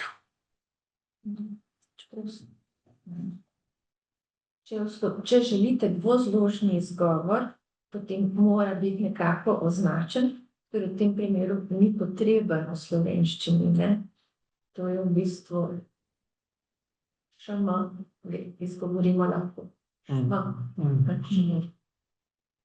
Kaj pa potem na primer uporaba vezajev, recimo tako kot Aron HaKodesh, velikokrat v originalu vidimo vezaj med členom in besedo kodež, kako bi pa to recimo v slovenščini ali pisati z vezajem ali brez? Torej po trenutnem predlogu, ki je v delu, se načeloma naslonke pišejo brez vezajev, ne. To velja tako za določen člen H, kot recimo tudi za te v bistvu predloge, ki se tudi pišejo skupaj z besedo, se pravi L, B in tako naprej. da to zapisujemo v bistvu brez vezajev, zato ker tudi v originalu, se pravi v hebrejščini, tam vezaja ni. To bi bil predlog, torej recimo Rishon Lecion, Ramat Hasharon. Tukaj je potem tudi problem, ker obstaja več zapisovalnih praks tudi v prečrkovanih oblikah in zlasti v angleško govorečem prostoru z veliko začetnico. Kaj je zdaj z veliko začetnico? A je H z veliko začetnico ali je tisto, kar sledi členu z veliko začetnico? Najlažje za slovenščino je seveda, če pač ta člen, določen člen obravnavamo kot del samostalnika, kot del besede in da pač pišemo H z veliko. Ker če ne dobimo take čudne besede, kot recimo H z malo pa Sharon z veliko, recimo. To v slovenščini ne izgleda lepo. Tako da tukaj po mojem najbolj elegantna rešitev, da zapisujemo z veliko začetnico to posamezno naslonko. Vezaj pa bi uporabili v bistvu tam, kjer se ga tudi v hebrejščini uporablja. Recimo pri zapisu priimka Ben Gurion, kjer je tudi v hebrejščini, če se ne motim, dejansko vezaj. Ne pa pri vseh priimkih Ben. Ben David ni vedno zapisan z vezajem, pa jaz ne vem, ker nisem strokovnjak za to področje, ne vem, a je odvisno, torej, ko je Ben David mišljen kot patronimik, da se ne zapisuje z vezajem, ko je pa v bistvu postal že priimek, ki se deduje, da je pa takrat vezaj. Ne vem. To je v bistvu vprašanje, ki ga je mogoče bi bilo treba rešiti, ki ga še bomo reševali, ki je odprto. Torej, preden se bomo odločili, ali se te priimke zapisuje z vezajem ali brez. Ker je tak primer tudi da ima Ben Gvir. Tako. Pa tukaj v tem primeru nisem siguren, da se zapisujejo z vezajem ali ne. Mislim, da je z vezajem, ker je kot nekako že uveljavljeno z vezajem, to seveda to ni. Ja. Res. To najbrž tudi pod vplivom angleških medijev. Je pač najbolj notno. Ja. To je pa recimo, to sem zasledila v kakšnih naših leksikonih, da recimo ta Ben, celo skrajšajo, samo B pika. A se to priporoča, ali bo to ostalo še v praksi ali ne, ali bo to šlo povsem iz... Pri imenih oseb je za občno imenstvo, mislim, da je povsem jasno, da ne prevzemamo z vezajem. To je pri lastnih imenih se seveda ta ohranja in zdaj ta B opuščaj, tega sploh nimamo evidentiranega, tako da hvala za to opozorilo. Mislim, da bi mi to naredili, ne bomo.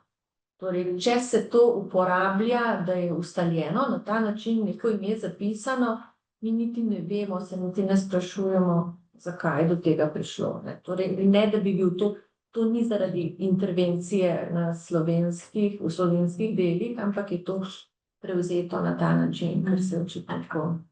Če da samo da mislim to, če si isto prav pika, pa kaj take, isto prav da rb pika, pač vsi, ki so hebrejsko, tako vejo, da to pač te pika, smr pomeni rabit, tako da recimo v nemščini pač so priimki pon, včasih ne napiše, čeprav dve črki, potem piše para, pa sem da v pika, v tem primeru vsak ne skoraj vedi, to vere. To je samo zaradi tega, da manj znamo človek.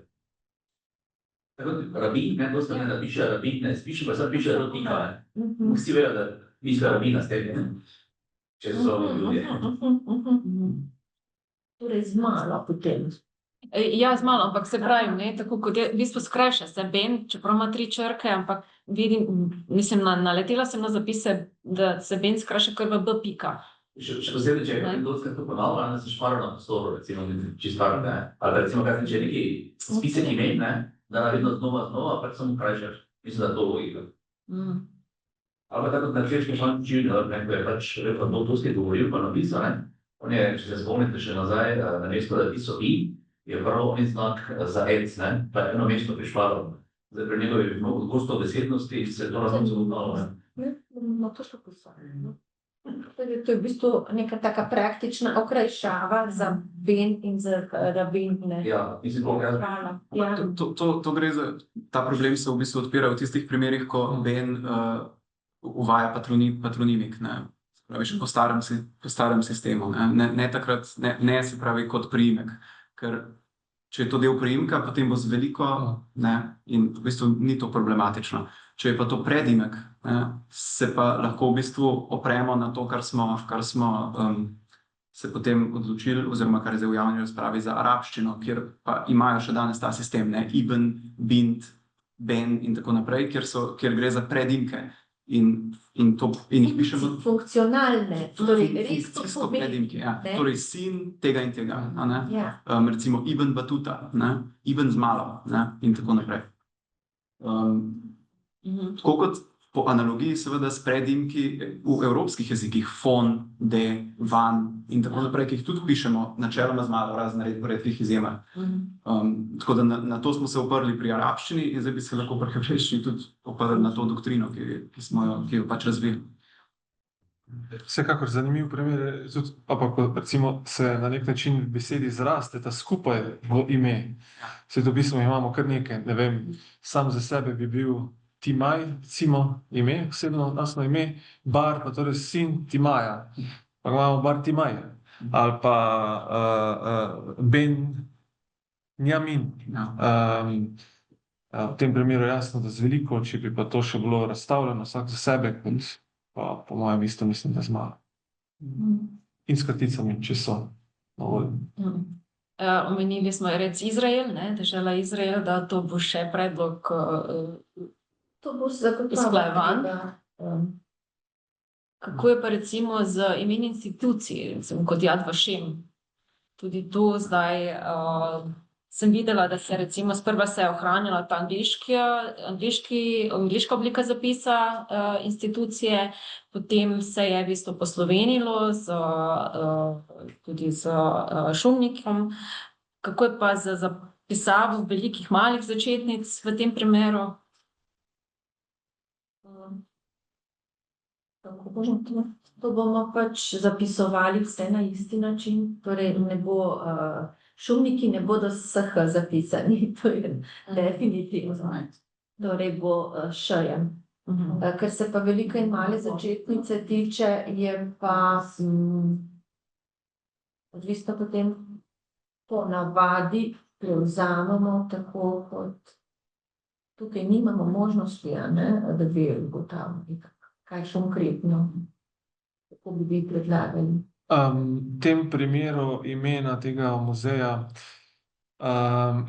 mislim, tu je to zelo zanimivo, ker je ta besedna zveza vzeta iz Svetega pisma, iz Izaije. Je vzeto v smislu Jad je roka, lahko je tudi spomin, Vašem je ime.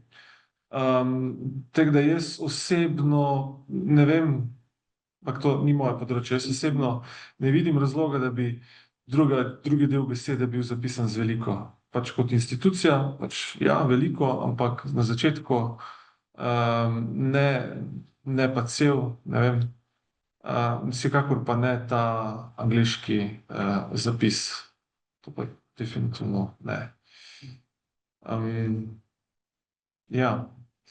To v bistvu tudi njihovo uradno angleško ime, ne? Ta zapis z Y, pa z CP.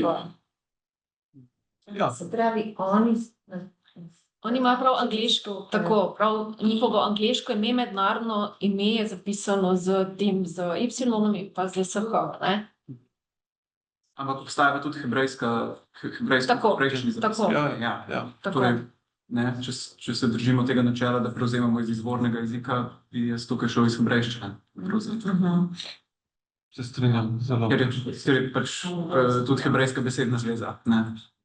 V bistvu ne vidim razloga, da bi v tem primeru šli v prevzem preko angleščine, tako kot ne gremo tudi v primerih kakšne druge institucije v Izraelu, ne, tudi ne šli v prevzem preko angleščine. No, ampak potem pa že imamo takoj tudi ta primer recimo časopisa Haaretz, ne? Torej,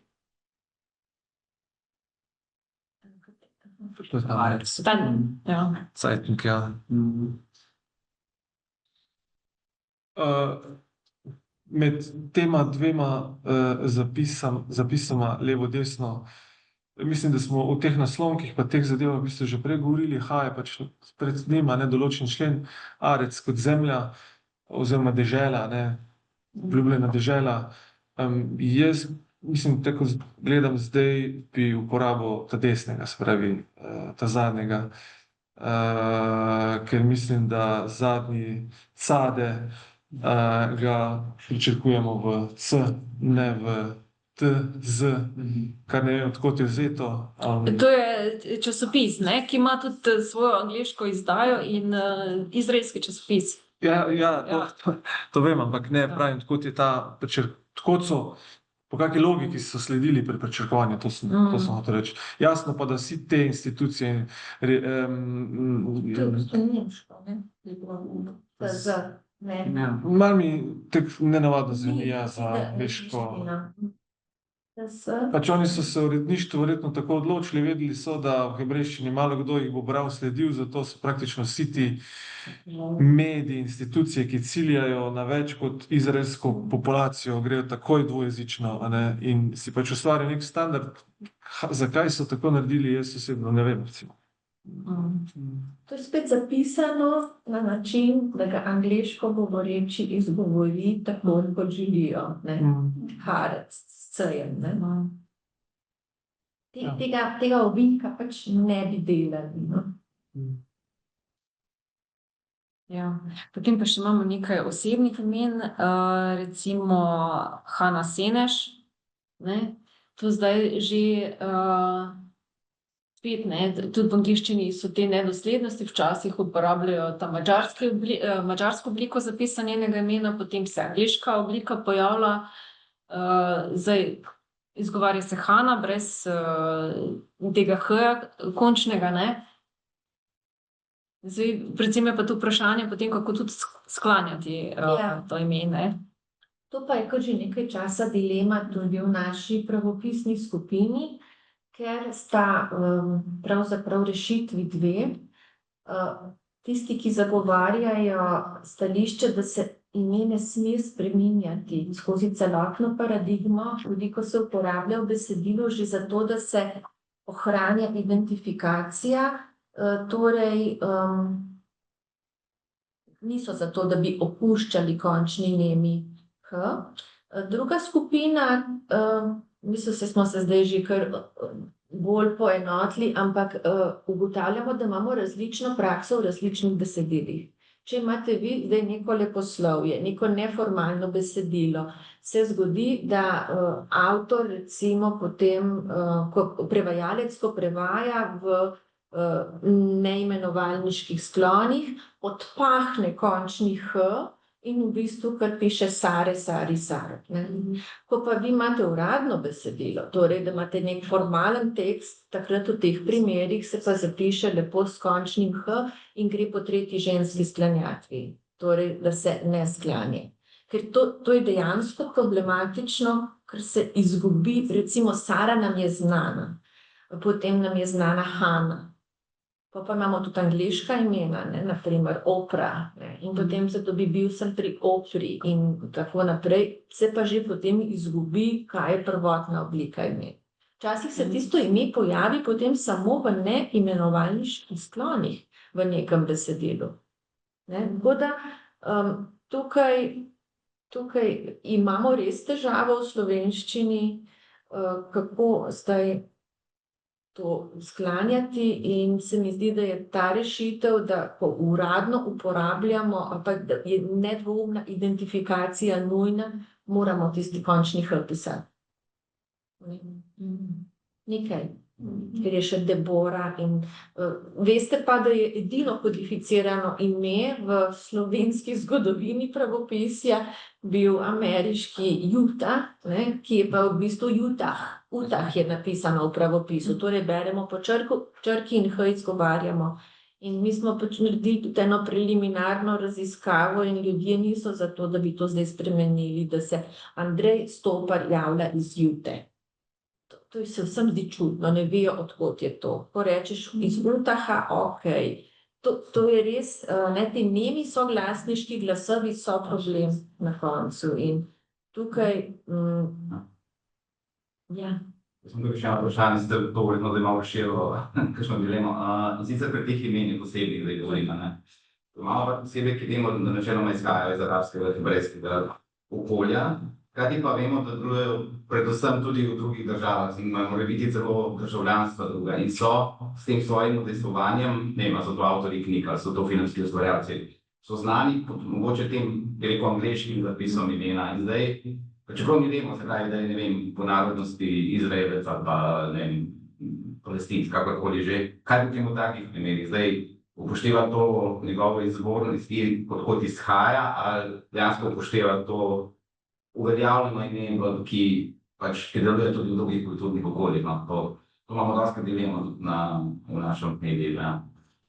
Upoštevamo tisto, s katero se on podpisuje in identificira. Če se spomnite, pred leti je bil Andrej Makin, ki je prišel iz Rusije in našel zatočišče v Franciji, se je spremenil svoj priimek, je celo zapisal na koncu, mislim, da je bil z 2 pikicama, da se ustrezno izgovarja, kar pomeni, in naši maturanti so to imeli za maturo, mislim, njegovo delo, seveda upoštevamo to ime, s katerim se potem on identificira. Tudi recimo, če imamo zdaj nekoga iz daljne preteklosti, ki je deloval v času Avstro-Ogrske in se sprašujemo, ali je njegovo ime povezano s ponemčenjem ali pa se je pravzaprav sam na ta način podpisoval, se vsaj po naših praksi in recimo kolegi, ki delajo slovenski biografski leksikon, gredo gledati, kaj je on nazadnje napisal, kako se je podpisoval, recimo ko smo šli v rokopisni oddelek Nuka pogledati, kakšna je bila njegova, da so bili zadnji podpisi in se upošteva ta želja osebe. Tako da, ja, še izdaja knjige in se to podpisuje, je to. In enak princip bi tukaj lahko za Hano Seneš porabili, ne? Tukaj v bistvu lahko prevzamemo preko madžarščine ali pa preko hebrejščine. To je dilema, na katero v bistvu nimamo zares odgovora, ne? Tako. Ker je ne moremo vprašati. V bistvu tukaj sledi tega arheologa po besedilih, ali pa iskati, raziskati. Sta pa rešitvi različni, ne? Če prevzamemo preko hebrejščine pa preko madžarščine, ne? V hebrejščini bi bila potem H-A-N-A, ne? In S-E-N-E-Š. Mogoče ta primer veliko pove tega košarkarja Wembanyamajo, ne? On je pač rojen v Franciji in igra v Ameriki, in ko so ga Američani začeli izgovarjati Wembanyama, je posnel filmček in govoril, kako se ga izgovarja. Kar pomeni, da če je končni A naglašen, mi sklanjamo z daljšanjem po zgledu Zola, ne? Ampak to je nekaj, ne, se tudi Dončić in naš kolesar. Ja, pač predstavljajte si, da jih izgovarjajo brez ločevalnih znamek. Ja.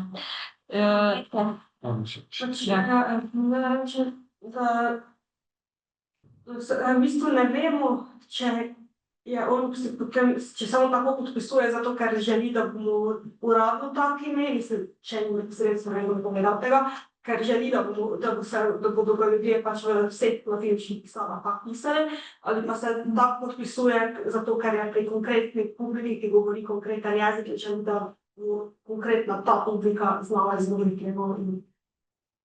Spomnim se recimo primeru cesar Francoža. Videla sem v Kölsni v pivovarni tudi podpis njegov in tam se je podpisal kot František. Vladarji so posebna vrst.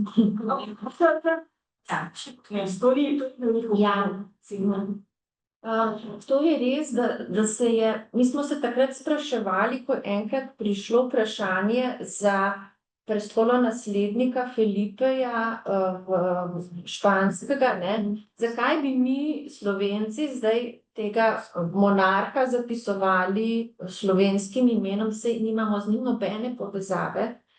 In to je bilo včasih, ko so pač ljudje, želelo se je, da se pač približajo te kronane glave ljudskim množicam in se je potem na ta način podomačevalo bližnje vladarje. Recimo Juan Carlos nikoli ni bil podomačen, pa tudi nobenega Pedra, mislim, da nismo podomačili od Petra.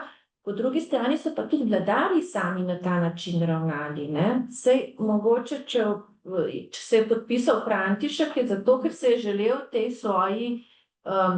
tem svojem okolju, ker to je pač del njegove države, ne, približati ljudstvu svojim. Jaz sem vaš kralj, ne, ker to so bile večnacionalne države.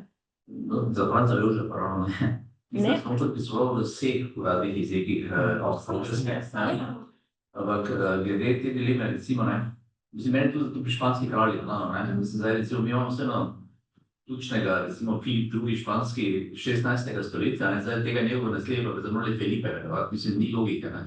Potem, če je tam ni Filip 16. stoletje, pomeni tudi ta, da je 21. stoletje Filip, ne.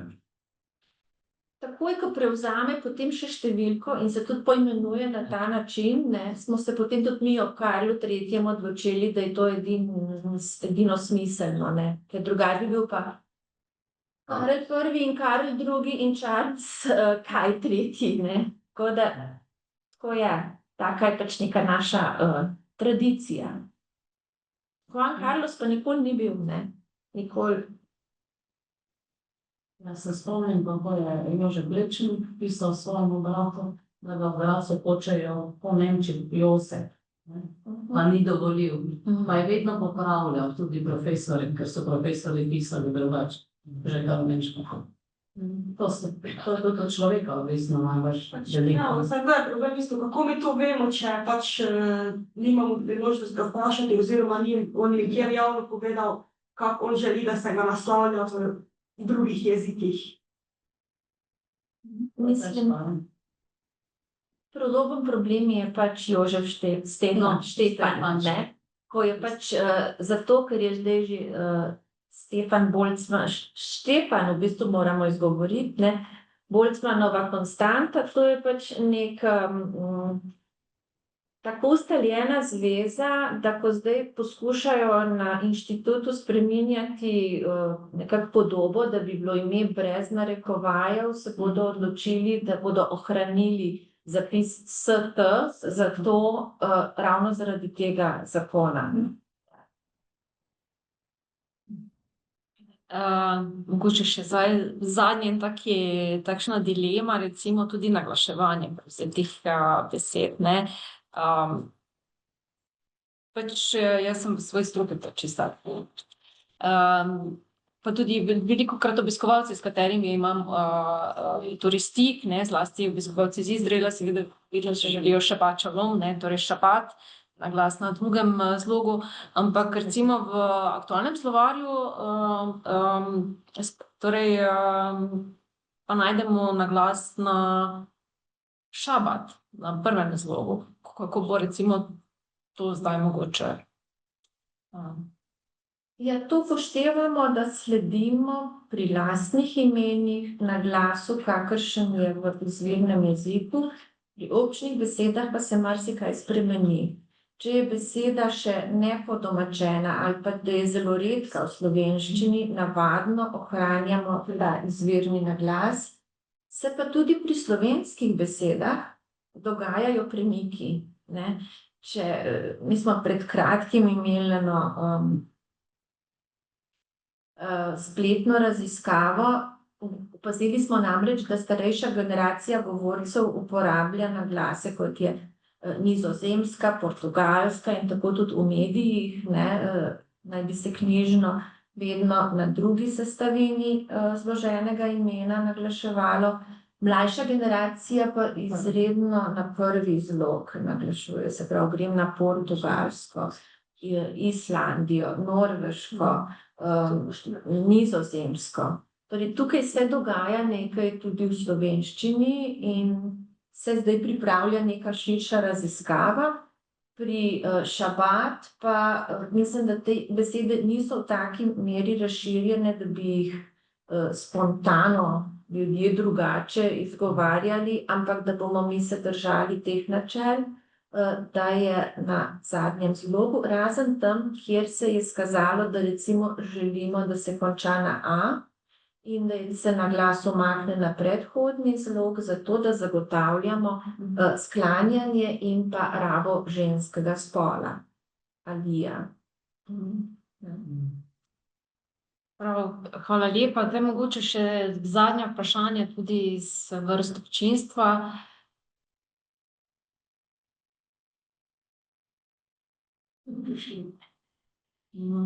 Jaz mogoče en čistak, ni čist, ampak je ta člen ali recimo, kdaj ga potem pišemo, zdaj v arabščini in ta nova pravila piše, da načeloma z malo, razen če gre za neko rabinsko, kako naj mi vemo, ko pač dobiš, ali se moraš v sekundi odločiti, ker pač nimaš časa niti, da bi gledal iskal karkoli, in pač moraš, in je pač tudi potem, če imaš neko besedilo, tudi bralec, ne vem, bo enkrat, zakaj je zdaj tam enkrat ali z malo, enkrat z veliko, kaj je zdaj to, mogoče malo zmede, tudi za nas, tudi za bralca, vem.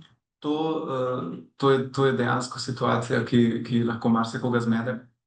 Mi smo to dodali šele v zadnjem hipu, v bistvu, ko smo se sploh tega skupaj z avtorjem zavedali, to sta pa dva različna ala, ne? Ampak 95% primerov je torej določen člen, ne? Ki ni določen člen, ampak pomeni rodbino ali družino, se uporablja samo pri dinastijah, ne? Al-Saud, recimo, Al-Saud. In tako da, ko je uporabnik v dilemi, je najverjetneje, gre za določen člen, torej ga obravnavamo kot predimek, torej z malo. Razen v stvarnih imenih, ne? Recimo Al Jazeera, jasno. Ne? Tako, ja. Prispevajte v javno razpravo, ne? Zato je javna razprava, da v bistvu lahko poveste, da imate recimo pri mediju, se morate hitro odločati in da bi želeli, da se to ne razlikuje. Absolutno. Ampak veste, Ne, to ne sme ostati neizrečeno, ne? Mislim, da se dajemo pripombe, mislim, da so glasni, ja. To je v bistvu res super predlog, tudi v bistvu za hebrejščino, ker malo, mislim, ali se isto zveni, oziroma pričakuje, pa je odvisno, ali pa ta A nosi alef ali ajn. In je lahko tudi čist taka besedna zveza, ne vem, ki se uporablja v sodobnih hebrejščini, mi bi rekli meso za na žar, ne, on reče basar al-haeš, za na ogenj. In recimo ima čist drugo vlogo, kot pa v kakem imenu, ali pa to je zelo dober predlog, v bistvu, ja.